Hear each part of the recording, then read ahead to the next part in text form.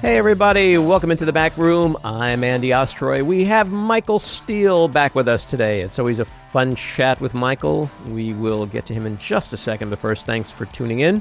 We appreciate you listening, and we'd love to hear your comments. So email us at backroomandy@gmail.com and or post on our social media, and we'll read some feedback next time. And if you like the podcast, please rate and review and follow or subscribe, and you'll be notified every time we post a new episode. So Michael Steele is the co-host of MS Now's The Weeknight and host of the Michael Steele Podcast. Prior to joining MS Now as a political analyst, he was elected Lieutenant Governor of Maryland in 2003. Following his time as Lieutenant Governor, he served as chairman of the Republican National Committee from 2009 to 2011. Michael was the first African-American to hold either office. He has appeared on Meet the Press, Face the Nation, Real Time with Bill Maher, and The Daily Show, and is also the author of two books, Right Now, a 12-Step Program for Defeating the Obama Agenda, and The Recovering Politician's 12-Step Program to Survive Crisis. Michael, welcome back into the back room. It's so good to be back in the back room, baby. How's it going back here? We're a little quiet. I don't know where the crickets, man. Come on now. This is where everything happens, right here in the back room.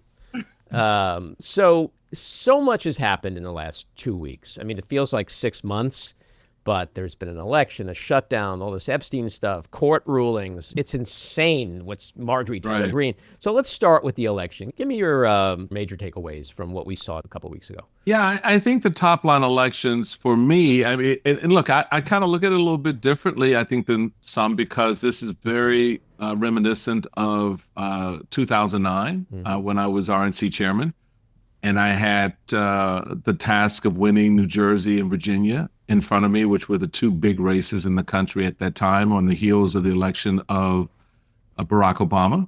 And what that would mean at that point, the president had already launched a number of environmental initiatives. I started talking about healthcare, and started laying up some policy narratives that, were test cases, if you will, for messaging and operationalizing your campaign ground game to see if you can turn out voters around these issues.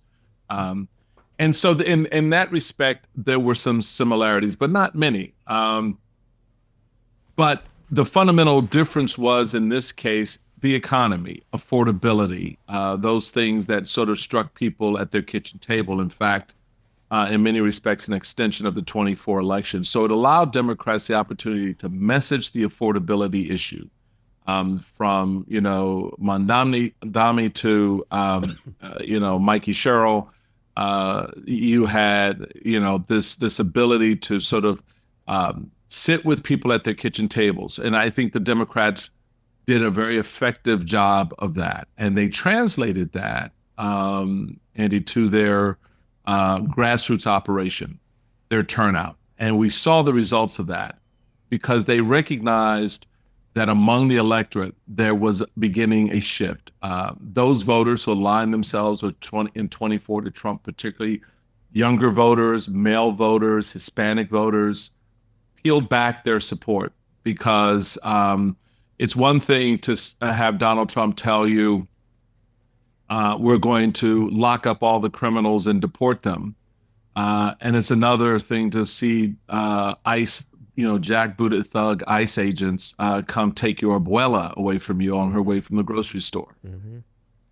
Resonates very different.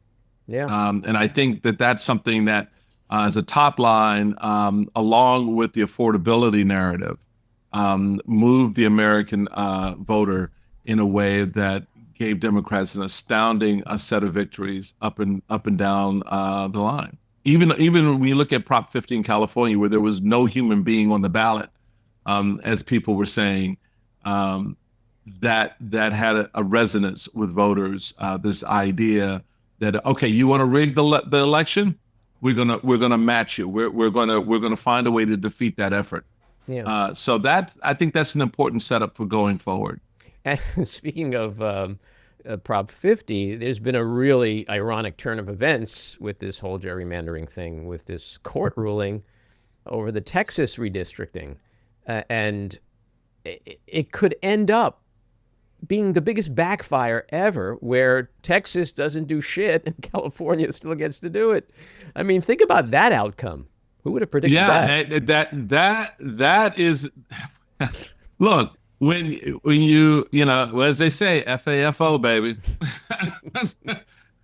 And there's a whole lot of finding out going on right now for Republicans. Look, when you follow a guy who has no political interest in your survivability, but only has that interest in his own, you run into these types of outcomes.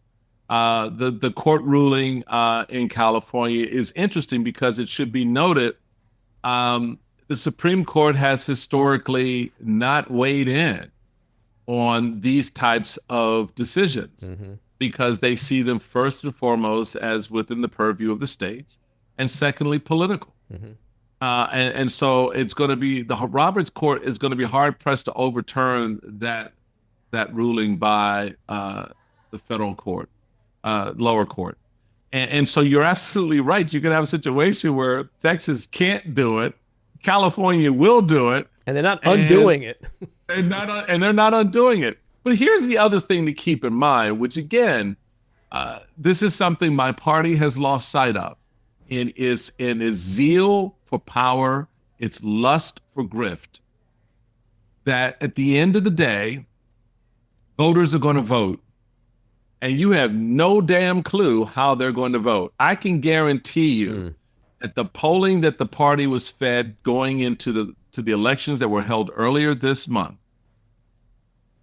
shed two pieces of light on them. One, that the races were going to be close, and two, that the voters were moving away from them. But in their zeal to perpetuate the grift, meaning we're still going to feed the line of bullshit to people to get them to write the checks, to still pony up their cash. It's not about turning out anymore. It's about grabbing the cash. That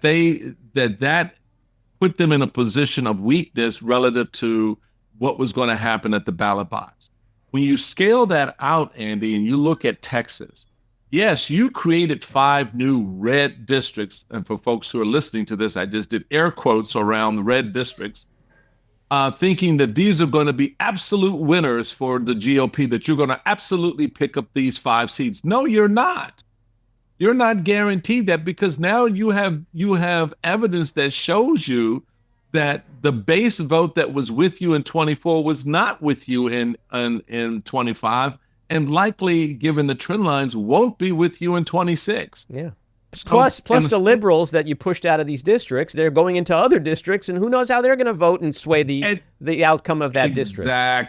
Exactly. You move the pieces on the chessboard, and if you've ever played chess, when you move a piece, it does have an effect on the other pieces. It does impact which way they go next, and so that's the lesson of politics, which is why, going back to when I was a county chairman, in a very difficult, Democratic county, trying to get 58,000 Republicans energized in a county of 800,000 people, and more importantly, trying to get those other 700,000 Democrats interested in what we were doing. I had to make a case. If I had an issue with the policies of the administration at that time, and that's in the state, the governor was Glendening, then I had to make the case. And the party has stopped making the case to the American people. Where is our health care plan, since we don't like Obamacare? Where is our environmental plan, since we think there's no such thing as global warming? Well, Michael, to be fair, it's only been 15 years. Dan, you're right. I forgot about that. You are absolutely right. Got to give them a little time to come up with this time. The Fox News poll that came out this week, they asked voters, if the midterms were held today, who would you choose? And Democrats were ahead by 14 points. That's astounding. So we had a little joke we talked about this on my show, the Weeknight, last night with Cornell Belcher, and we had Simone and I were joking in the break, and she was talking about how polls are a snapshot, right? And we just kind of laugh about this concept, but the most important thing about that poll was not so much the numbers around Trump's popularity. I mean, it's 37, 38. Yeah, we don't like him. But it was the generic ballot. Mm-hmm. And I can tell you, as, a strategist, chairman, operative, all that stuff, that number is a scary ass number, because that means that voters prefer someone they don't know. They'll take someone anyone they've not heard of. They'll take Clint Eastwood's chair over anyone you're putting up. Mm-hmm. And that's a big problem. When that generic number gets into double digits, you're looking at potential wipeout scenarios. Now, everybody put their pants back on, take the party hat off, settle down, because we are a year out mm-hmm. from anything like that happening. What that polling is meant to do now is to give you a sense, coming on the heels of the recent election and several of the actions this president has taken during that time and before, what voters are thinking and feeling. So yes, in one sense, it is a snapshot in time, but it is actually a little bit more than that. It is a marker of what kind of messaging is working, what kind of efforts by the incumbent are failing, and where, when you look at the Congress, a Congress that has proven itself to be wholly irrelevant to anything this administration is doing, because they don't give a crap, they don't care. Donald Trump could literally walk out and say, we just blew up some boats, and they were drunk. I feel bad for the nuns that were on them. Right, exactly. So, that's where we are. They don't care, mm-hmm. But the voters do, and the voters are paying much more attention now because of the pressures we talked about a moment ago: affordability issues, economic pressures, job pressures. We have discounted as a country the impact the firing of well over, 500,000 federal employees is having on the economy, is having on their personal economies, is having on, somebody who knows someone. That's still relevant. You may think, well, it's 2-3 levels removed from me, but it create an impression on how you're perceiving more broadly what's happening to your fellow citizens. So all these things factor in right now, and that generic number is a reflection of those things, and gives you an early warning sign of what potentially could come. Now, again, I go back and say, we could be in June of next year, of 26, and the generic ballot is a single-digit number. Democrats may be +6 or +8. But if they're still +10, +12, certainly +14, +16, that's not a good day for Republicans in politics. Yeah. Well, in analyzing this, the question that really needs to be asked is, what would change? So you have Donald Trump is the head of the party. He's president. Mm-hmm. And then you have the party itself. We know that Donald Trump, I personally believe he's a sociopath, which explains a lot of what he says and does. He's right. Never going to be the guy that goes, you know what, my economy does suck, and here's how I'm going to change it, right? He's going to tell you, who are you going to believe, me or your lying grocery bills, right? That's what he's doing right now. As much as we saw Joe Biden lose an election because he tried to convince people the economy was not great, but it was pretty great, but there's room for making it better. They're doing the same thing. J.D. Vance this week, literally, if you close your eyes and someone said it was Joe Biden, he said the exact same things that Joe Biden said. So they're not learning. So the question is, where would the pivot be? Who would make the pivot that would then result in the electorate, Republicans and independents, going, oh, okay, now I see some light at the end of this tunnel? Trump's never going to admit to anything being bad. Everything's always going to be great, the best. He's going to tell people they're stupid. Farmers, you're stupid. Farmers, you're stupid because you don't understand how great the tariffs have been. Like, that's who he is. So how does it change to the point where the polling starts to change? And that's the problem Republicans have. It doesn't. Okay. It's a little bit like the Epstein files. Everybody, Donald Trump said, and the MAGA-verse bought into the idea of releasing the files. Mm-hmm. And Donald Trump was like, reelect me and I'll release the files. Give me the power, I'll give you the files. Give me the power, I'll give you the files. Okay, here's the power. Where are the files? Mm-hmm. And then Donald Trump was like, well, no, I don't think we really need to release the files. There's nothing there. This is just a hoax. I don't understand what everybody's all excited about. Y'all need to stop talking about this shit and move on. But I can give you the Amelia Earhart files. Right. I'll give you the MLK files. I'll even throw in the JFK files. I'll throw in JFK. I'll give you everything else but that. Mm-hmm. And the base is like, nah, bitch, we want what you said you were going to give us. This is not complicated for us. But here's the piece to your question. What did Republicans do? Republicans said, there's nothing there. And I think that we need to, the president is right.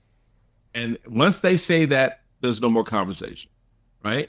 And Johnson and even Thune was like, no, we don't need to get into this. Then, for some magical reason, Donald Trump said, release the files, right? And then you got Mike Johnson, who's sitting there protesting, it's like, oh, I think this is awful. But what does he do?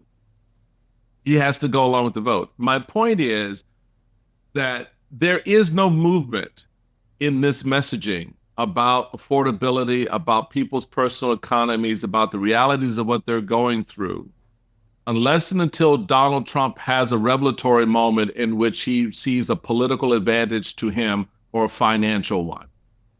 And as long as that is not perceived or understood by him, he is going to continue to persist in this idea that his administration is in the right and everybody needs to get on his page. Mm-hmm. That's why you saw this sort of Marie Antoinette kind of banquet last week or earlier this week with MSB, with Mohammed bin Salman from Saudi Arabia, lavishing up not just praise, but really leveling up the Gilded Age in the face of everyone saying, I'm hurting. And how voters take that in and put that away in their brains doesn't matter to Donald Trump, but it matters to Speaker Thune because now the Senate may be in play for those Republicans who otherwise thought that they wouldn't have to worry about these issues going into next year. The House has always been in play, but now made much more difficult. Mm-hmm. So the political ramifications are a calculation that any normal president would assess, lean into, and pivot in their messaging. You're right, neither Biden nor Trump or their minions around them understood that moment. Mm-hmm.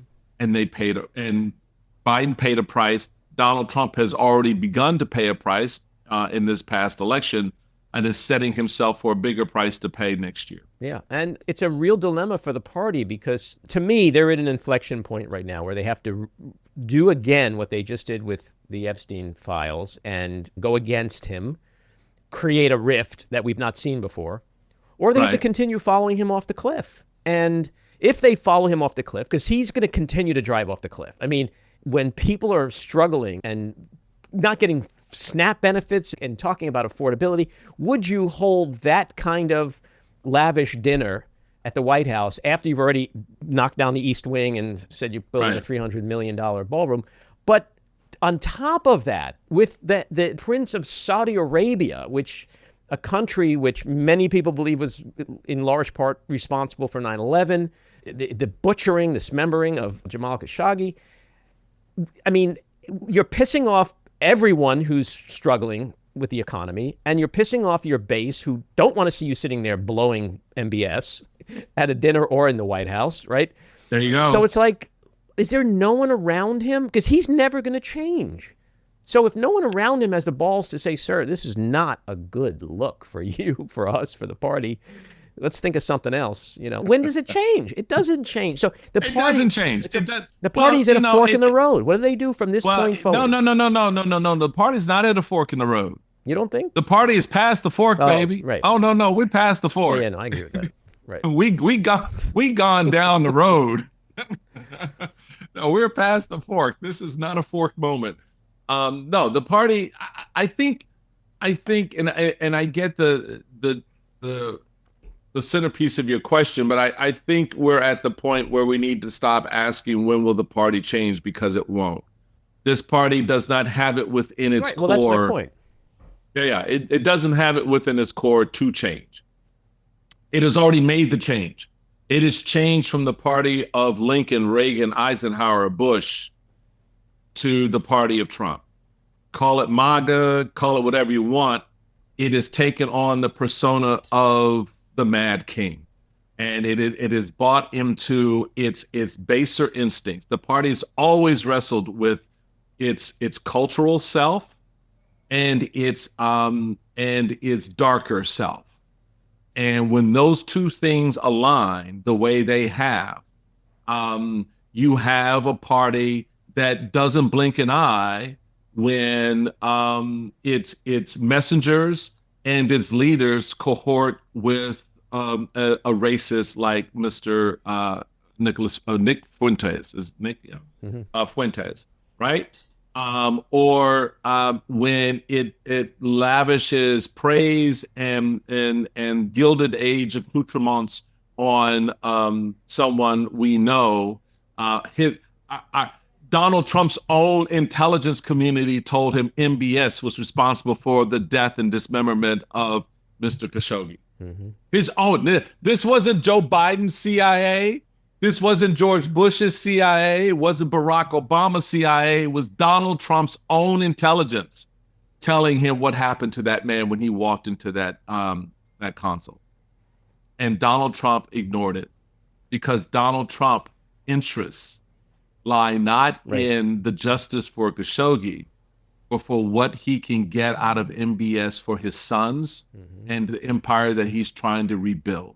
Mm-hmm. He's got hotels and golf courses, live golf course. That whole bullshit is all MBS money. Mm-hmm. And you think Donald Trump is going to F with that? Hell no. So the party is not, and the party is in no position to stop that. They are as much the beneficiaries of the grift as Trump is, and they're not giving up the cash. Yeah. Everybody's cutting their deals, and in the meantime, principle, policy be damned.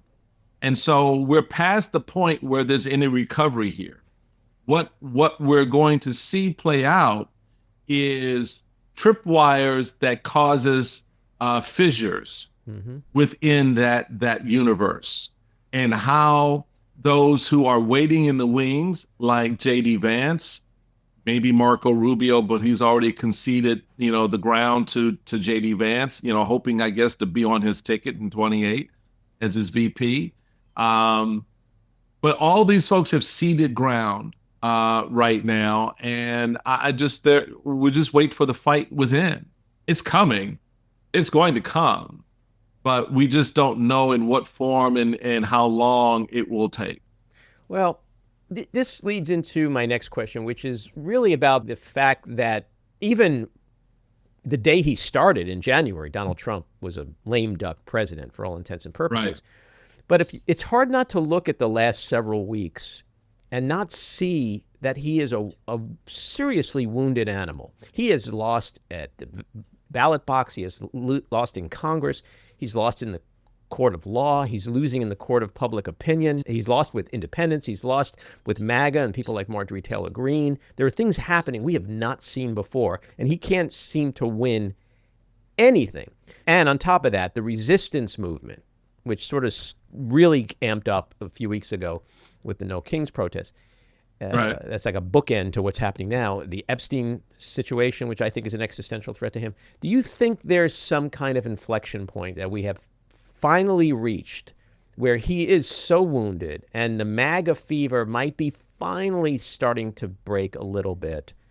I don't know if I'm there yet, Andy. I don't, because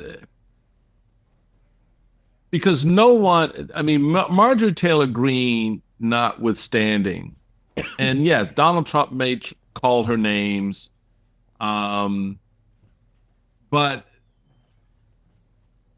there hasn't been a break. I mean, look, what is Marjorie Taylor Greene pushing? She's pushing the Epstein narrative. But she's not pushing on any other policy narratives. Well, she's gone against him on the economy, on the shutdown, on inflation, on the Iran bombing, on Israel and Gaza. She's pushed back a lot these last few months. Well, okay, all right. So, but I guess my point is, is there a movement behind her that she's kind of leading in that direction? Mm-hmm. Are there other voices hearing hers who stand next to her and say she's right, I'm with her? I haven't seen that. Mm-hmm. I get the lone voice. There's always been the lone voice at some point that sort of popped up and said, Trump crazy as hell, stay away, right? Warning, Will Robinson, warning, right? You always had that. But what I'm looking for is, what are the real signs of movement? Mm-hmm. And even when you're looking at the polling that you referred earlier, his numbers are still in the 70s with his base, mm-hmm. right? And so there is still this holding on to the thing that got you into the dance you were otherwise not invited to. Mm-hmm. And they're not going to independents helped get him into that dance, and they ran for the hills already. They ran for the hills, and that speaks to a broader narrative. But we're focused on what's happening inside MAGA-verse in the mm-hmm. Republican Party, mm-hmm. and so I'm looking to see with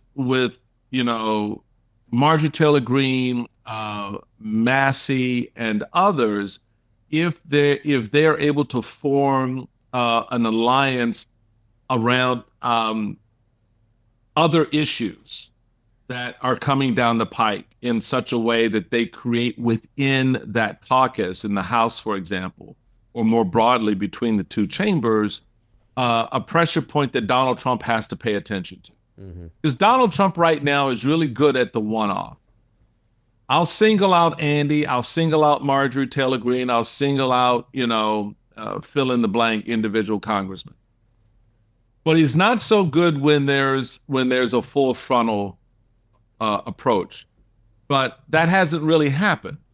And so let's see. That's what I want to see. I want to see Marjorie Taylor Greene organize the resistance around the things that she's talking about, because she knows there are members who stand with her. Mm-hmm, of course. She can be that voice that gives them cover, that gives them support, that gives them, Donald Trump, the only thing Donald Trump has done to me is called me, Marjorie Taylor Greene or whatever the hell that's supposed to be. Marjorie Taylor, I guess there's a Taylor Swift reference in there somewhere, but he's scrambling to try to find a nickname to give her. All right. But that tells me that there's not a full-throated break as you would see with, some of the other people that were in his universe, where he now wants to go after, former members of his administration, et cetera. But I'm just not convinced that we're at a point where we've turned the corner. We may be approaching the corner. I don't know if we've turned it yet. Yeah, no, that's an interesting assessment and a fair one, because that's the big question is, like, where does this go from here? People have always said Trump's a bully, right? So if we're in the schoolyard, he finally got punched in the face. Marjorie Taylor Greene punched him in the face. He didn't really do much. He started crying like a little baby and started attacking female reporters. So Right. That's it. The question is, does that embolden other people to go up to the bully and punch him in the face? Or to your point, is it just like a one-off where maybe a month from now she's back in his good graces like Elon Musk is back in Trump's good graces, you know? Like there you go. That's what I'm talking about, because the bully analogy is the one that really works. When you have that one kid in the schoolyard that punches the bully back, and the bully is initially shocked by that because he thought he had control over everybody, but he hit a tripwire for some reason on some issue. Maybe it was too much for this one individual. Maybe it cut too personal, whatever it was. But they struck back. Question is, everybody else who saw that, watched that, do they now realize, oh, we can smack this guy, we can hit back, right? And recognize the power of not just one, but the power of many to do that. And that's something that a number of us have been emphasizing to the law firms and to the media, right, and to the universities. Get off your lazy ass, organize yourselves collectively, and recognize that, yeah, you can smack this guy. Because at the end of the day, when you stand up, look, you still have the ultimate power. If the universities in a particular state or jurisdiction align themselves and said to the senator and the members of Congress, guess what? You're done. We're going to make sure you do not go back to Congress. You don't stand with us. You're not representing us in this fight with this man. You know he's wrong. He's trying to extort us. He's telling us how to run our universities, et cetera, et cetera. He's doing everything you claim was an anathema to your principles. Well, guess what? We're not writing a damn check. We're not offering any support or help. In fact, we are going to actively campaign against your effort for re-election. Guess who's going to pay attention to that? Sure. Donald Trump or the senator and the congressman?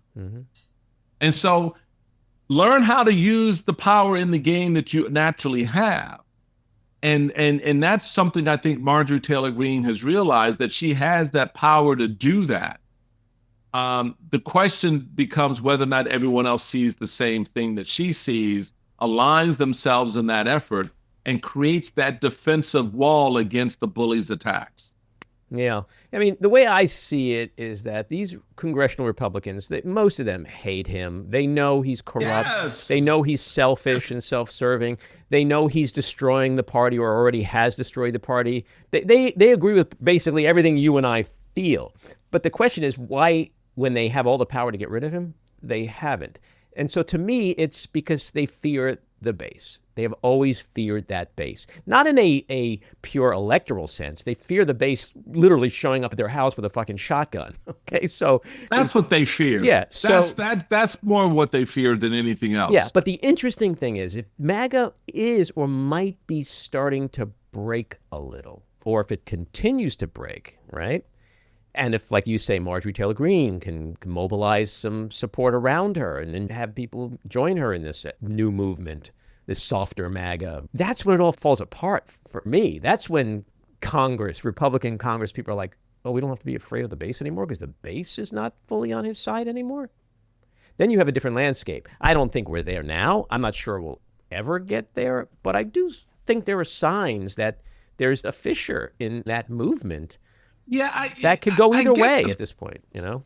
I get that. I'm not convinced completely, because the threats, and this is something that you're seeing play out now with Donald Trump calling for the hanging of members of Congress, because they rightly reminded military personnel of what the Military Code of Justice explicitly says. This is not something that's made up. And for those who are listening, the Military Code of Justice, with respect to unlawful orders, tells military personnel, you shall not follow an unlawful order. Now, folks, here's the reality and the truth. And I have this conversation with members of the military.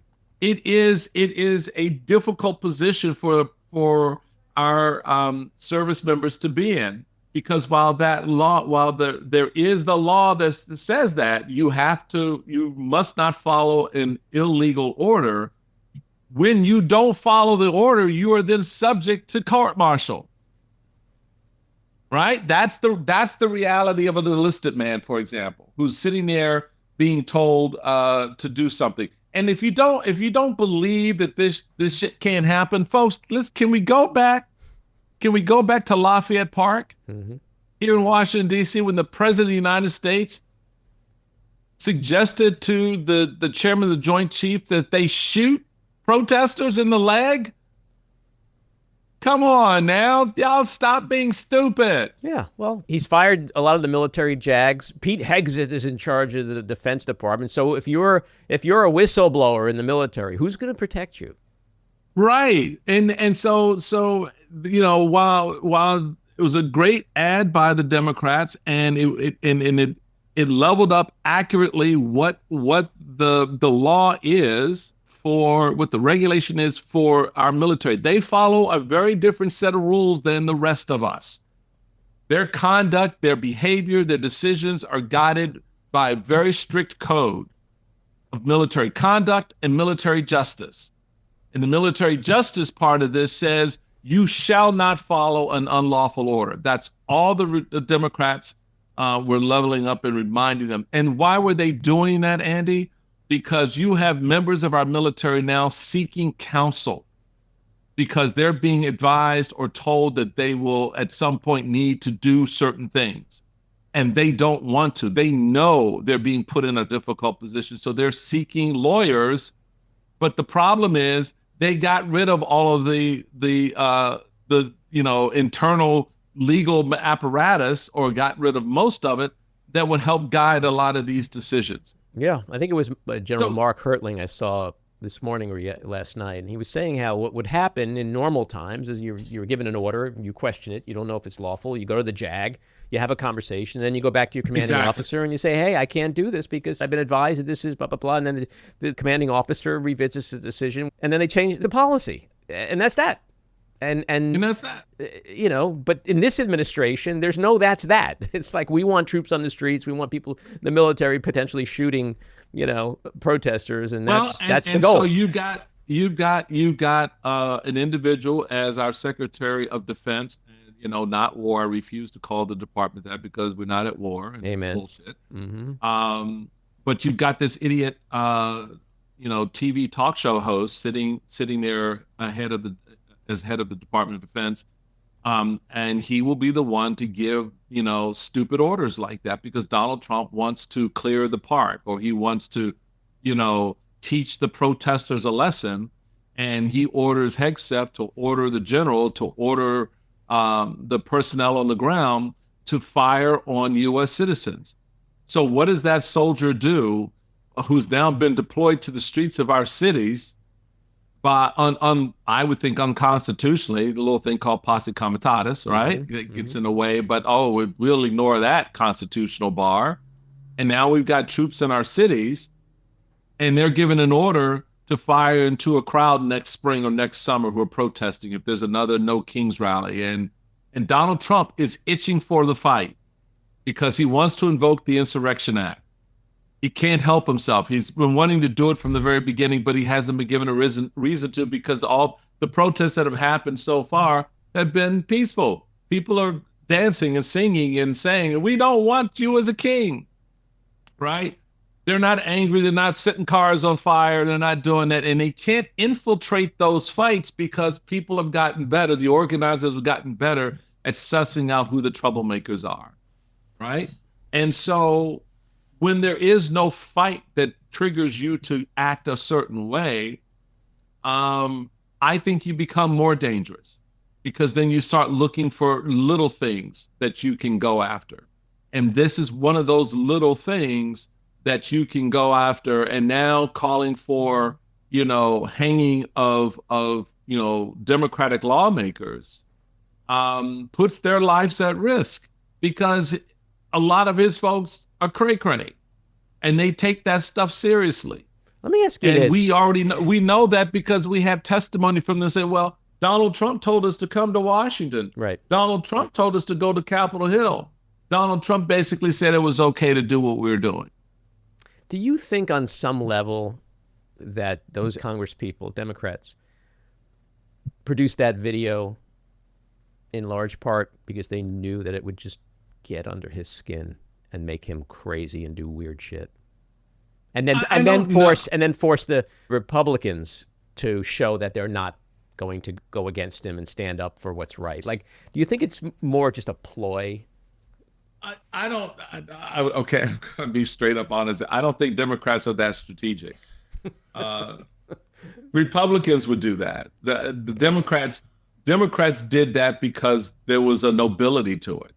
They were actually concerned about what was happening inside the military. No, Democrats and their damn integrity again. I know. There it is, baby. There it is. And look, I'm just being honest about it. Yeah. That's some shit we would do. We would see the strategy of putting your opposition in an untenable or uncomfortable position, making them react a certain way, and certainly having that filter out downstream because you have a sense of how their base is ultimately going to respond. And that's your end game. But Democrats are more noble in that regard. They saw and what was happening with inside the military. They had conversations with military personnel who felt that this was becoming a big problem for their enlisted men and women. And so they came up with a strategy to address that. Now, there's a downstream political benefit from that for sure, but I wouldn't say that was their leadoff pitch with this. I'd like to think it was just a little bit of what they were motivated to do. Well, it may be, but no, a little bit. But regardless, it still had the intended consequence. Absolutely. The Republicans are back on their heels. They're overreacting negatively to something that they otherwise. Let's just say, if the shoe were on the other foot, folks, Republicans would be saying something very differently, and they would very much be on board with leveling up what the military code of justice says, and that our military should not be required to execute unlawful orders from this Democratic president. Right.